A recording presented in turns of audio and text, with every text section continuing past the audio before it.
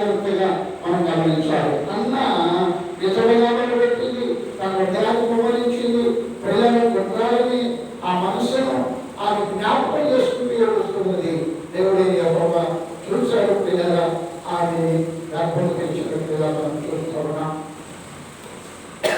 వెల్కన్ అంటున్నాడంట, అమ్మ ఎందుకలా ఏడుస్తున్నావు, ఎందుకలా నువ్వు ఆ విధానంగా ఉంటున్నావు, దేవుడికి 10 మంది పిల్లలకైతే నేను చేస్తున్నాను కాదా, నేను నీ కుమారుడి కాదా అంటున్నాడంట ప్రియారా. కానీ భర్త పిల్లలు లేని లోపు నాకు కావాలి అని ఆమె ఎంతగానో ప్రియారా దేవుడిని గొడవడింది.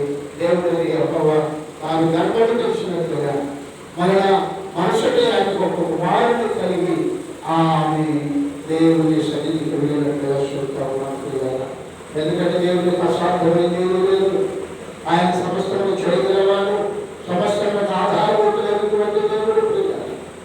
రాజులందరూ కనబడతా ఉంది ప్రియారా. ఆయనకి పిల్లలు తన భర్త వృద్ధులైపోయాడు, పొలం పని చేసుకుంటూ ఉన్నాడు, అవిశ్వాసంగా ఉన్నాడు. ఆమె అయితే దేవుని విశ్వాసం చదువుకున్నాడు. ఏదైనా దైవజనుడు ఆ దారిని వెళ్తుంటాడు అంటారా, వెళ్ళి అటు వెళ్తున్నప్పుడు ఆమె పిలిచేటప్పుడు పిల్లలు ఆమె ఇంటికి వెళ్ళి ప్రార్థన చేసేవాడు. ఆమె అటు నుంచి వచ్చేటప్పుడు ఇంటి నుంచి వెళ్ళినప్పుడు కూడా మిద్ది మీద చిన్న గది కట్టించిందంట. పిల్లలు అక్కడ విశ్రాంతి తీసుకుంటూ ఉన్నాడు. అక్కడే ఉంటూ ఉన్నప్పుడు తన పెళ్ళికి పిలిచేస్తుందంట, అయ్యా మన ఇంటికి వచ్చి వెళ్ళేవాడు ఎవరో తెలుసా, దైవభక్తి కలిగిన దైవజనుడు అయ్యా అని చెప్తున్నాను పిల్లలు. అతను ఉంటానికి ఏదైనా చిన్న గది కడదాం మన మిద్ది మీద, అక్కడ ఒక మంచు పెడదాం, ఒక దీపస్తంభాన్ని పెడదాం, ఆయన వచ్చినప్పుడల్లా అక్కడ బస చేస్తాడే. కానీ తన పెళ్ళితో చెప్పినప్పుడు ప్రేరణ వాళ్ళు మిద్దె మీద ఒక చిన్న గదిని ఏర్పాటు చేశారు.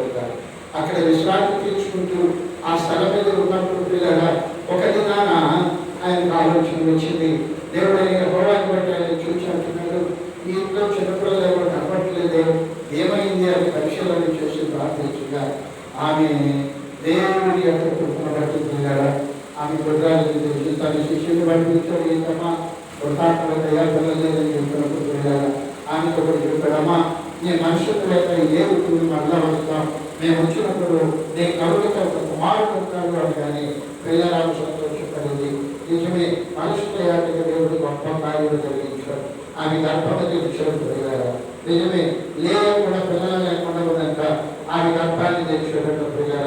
అన్నా గర్భాన్ని తెచ్చిన దేవుడు, లేయా గర్భాన్ని తెచ్చిన దేవుడు, శనిమి పట్టణోత్సరాలు గర్భాన్ని తెచ్చి వెలిగించేవాడు, వడ్రాలను బిడ్డలుగా తల్లిగా సొత్తుగలిగిన ఇల్లాలుగా కుమారులుగా తల్లిగా చేయగలిగిన వాడు, శక్తివంతుడు, బలవంతుడు, నిత్యుడు తండ్రి, నిజమైన దేవుడు.